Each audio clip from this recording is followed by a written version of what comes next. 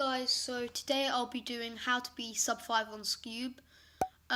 This is inspired by Chris Olsen's how to be sub X on 2x2, but the main reason I did this is because I haven't really seen any sub 5 on Skewb tutorials. I've only seen as far as sub 6, so hopefully this is going to help some people out. So in the background I actually have put some solves of trying to get sub 5, but I'm not trying to get any lower than maybe 4.5 because that would be using a bit too fast techniques instead of techniques that you'd actually need for sub 5. So the cubes that you can use to get sub 5 are the Moyu, the Chi, the Moyu Magnetic, the Chi Wingy. Those are probably the four main Skewbs that you can use to get sub 5. I'd recommend the last two, so the Moyu Magnetic and the Chi Wingy, but any of those four are fine, and I will link them in the description below. So the method that you should already be using actually by now is Sarah's Intermediate, but if you do use Sarah's Intermediate, then you won't really have to change methods, because I think Sarah's Intermediate will get you easily sub 5, maybe even sub 4 if you practice a lot. But now actually on to how to get sub 5.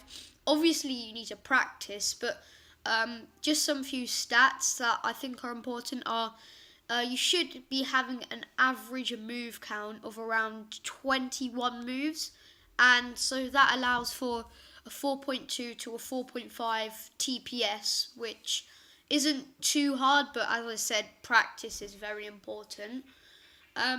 So let's break it down to the first and last layer. So for the first layer, you should be averaging around 5 to 6 moves for the first layer, and I think that it should be one looked, and because it's one looked, it should maybe be done in around 1.2 to 1.3 seconds.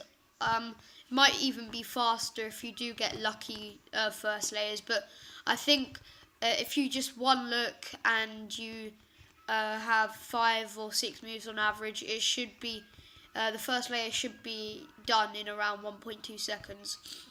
Now the last layer, I think if you're using Sarah's Intermediate, the average amount of moves is 16.2 to 16.4 moves, and it could be done in 3 seconds, but with a pause and everything, it should be done in around 3.5.